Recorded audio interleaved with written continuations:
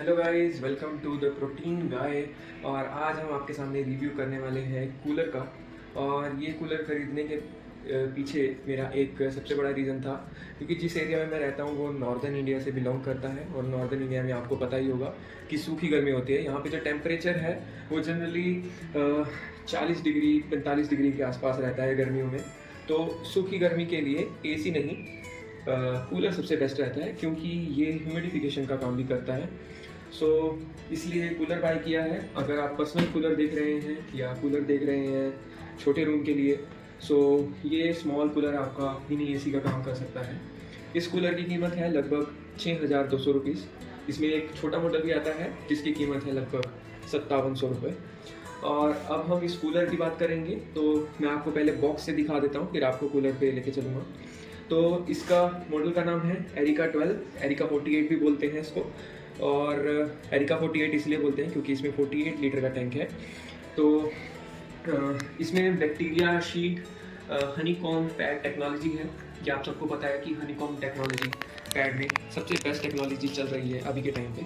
Sturdy body है, अगर आप देखोगे तो इसका प्लास्टिक का जो क्वालिटी है वो बहुत अच्छा है। वाटर लेवल इंडिकेटर है, वो सब मैं आपको दिखाऊंगा। और अगर वारंटी की बात करें तो इसमें कंपनी की तरफ से 1 ईयर की कूलर की वारंटी दी जाती है, और ये प्रोडक्ट वारंटी है। और अगर आप देखेंगे तो 2 इयर्स की मोटर की वारंटी दी गई है कंपनी की तरफ से।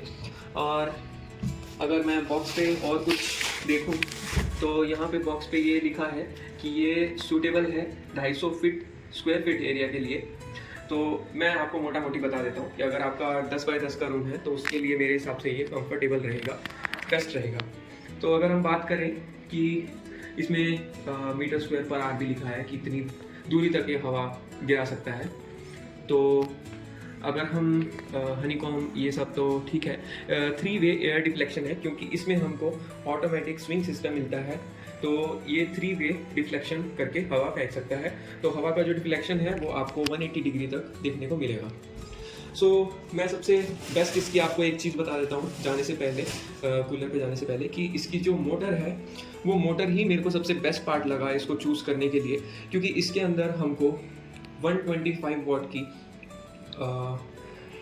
2250 आरपीएम वाली मोटर मिलती है, जो कि इस सेगमेंट में सबसे अच्छी है।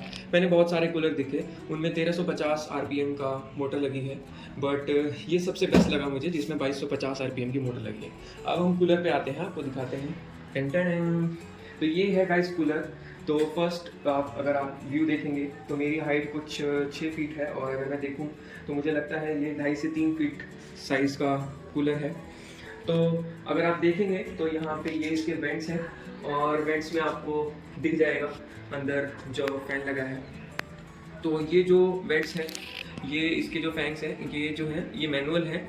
और अंदर वाले जो हैं वो स्विंग मोड में, ऑटो मोड में हैं।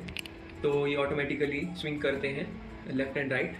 यहाँ एरिका 48 आपको लिखा हुआ मिलेगा। तो ये इसका जो है वो टैंक है, ये 48 लीटर का टैंक है। इसमें आपको कैपेसिटी देखने को मिलेगी, यहाँ हाई है, ये मीडियम है, ये लो है। तो अभी जो है हमारा मीडियम से नीचे है, हम इसको फिल कर लेंगे। तो इसमें आप नीचे देख सकते हैं, नीचे 4 टायर लगे हैं इसके। अगर आप देखें तो ये टायर डिटैचेबल टायर्स हैं, हमने इनको लगाया है, तो ये अलग करके भी आप ऐसे रख सकते हैं। अगर मैं बात करूं यहाँ पे कूलर की, इसका जो ये एरिया है, ये अगर आप बोलोगे फ्रेम, तो ये फ्रेम का साइज़ लगभग 1 फीट है। आप मेरा हाथ देख पाएंगे तो लगभग 1 फीट का 1 बाय 1 का ये जो है इसका फ्रेम है। तो अगर मैं प्लास्टिक की बात करूं तो इसकी प्लास्टिक काफ़ी स्टर्डी प्लास्टिक है, ऐसा आपको कहीं से भी नहीं लगेगा कि ये घटिया क्वालिटी की प्लास्टिक है। प्लास्टिक अच्छी है। अब मैं आपको इसका हनीकॉम दिखा देता हूँ। ये अगर आप देखें, ये इसका हनीकॉम पैड है, और हनीकॉम पैड ये सबसे अच्छा माना जाता है। ये पीछे की तरफ इसमें पैड लगा है, और यहाँ पे एक क्लिप लगा है। यहाँ पे चाहें तो आप वायर इस पे लपेट सकते हैं, या फिर इसको अपने हिसाब से हैंग कर सकते हैं, या फिर सपोर्ट दे सकते हैं, जैसा भी आप चाहें। यहाँ पे पानी डालने की आपको जो है वो जगह मिलती है, आप ये जगह देख सकते हैं, यहाँ से पानी डाला जाता है।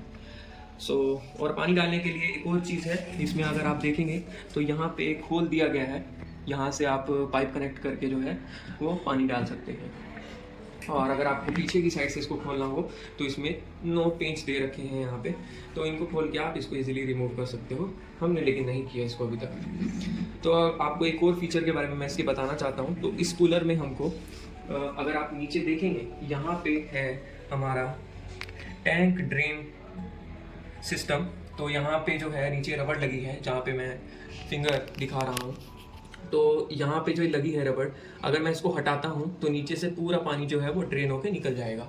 अगर आपको बाय चांस इसका टैंक साफ़ करना है तो इस तरीके से आप इजीली कर सकते हैं, बिना किसी दिक्कत के आराम से आपका जो है वो टैंक साफ़ हो जाएगा। तो अब हम एसी को चलाकर आपको दिखाते हैं इसकी 2250 आरपीएम की जो मोटर है वो कैसी लगती है।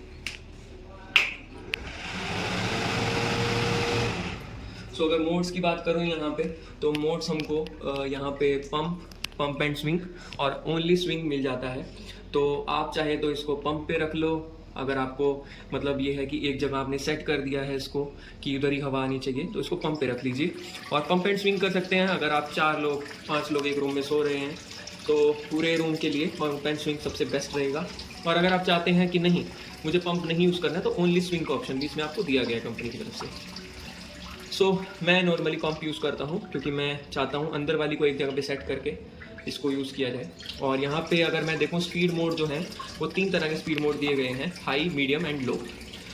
ये लो पे भी काफ़ी फास्ट चलता है और हाई और लो में बहुत कम डिफरेंस आपको देखने को मिलेगा, बहुत ज़्यादा डिफरेंस नहीं है, बट इसका एयर थ्रो बहुत अच्छा है, मैं सीरियसली आपको बता सकता हूँ ये। अब मैं इसको चला के दिखाता हूँ। तो ये जो है अगर आप सुन पा रहे होंगे तो ये लो पे चल रहा है। अभी मैं आपको इसमें स्विंग मोड करके दिखाता हूँ। ये जो है मैंने स्विंग मोड ऑन कर दिया है। अब जो अंदर से आप इसके स्विंग सिस्टम देख सकते हैं लेफ्ट राइट होता हुआ, तो ये आपको डायरेक्टली दिख रहा है, ये ऑटोमेटिक सिस्टम है अंदर, ये बाहर वाले में ऑटोमेटिक नहीं है। ये ओनली स्विंग सिस्टम है, इसमें पंप रुक जाता है पीछे से और खाली स्विंग होता रहेगा आपका, मतलब फैन और स्विंग चलता रहेगा। और ये मीडियम स्पीड का ऐसा है कुछ, और ये फुल स्पीड पे कुछ ऐसा दिखता है।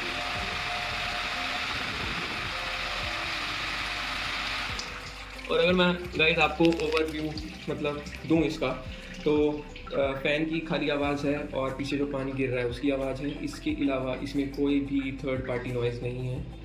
अगर आप एक बार इसको यूज़ करने के यूज़ टू हो जाएंगे तो आपको कोई भी प्रॉब्लम नहीं आने वाली। ये काफ़ी अगर लो पे रख देंगे तो काफ़ी साइलेंट लगता है। बाकी जो है वो फ़ैन की आवाज़ है, बाकी कोई आवाज़ नहीं है। और मुझे पर्सनली काफ़ी अच्छा लगा क्योंकि इसकी बिल्ड क्वालिटी जो है वो काफ़ी अच्छी है। मैं अगर 10 साल का बच्चा भी इस पर बिठा दूँ तो इसका कुछ नहीं बिगड़ने वाला।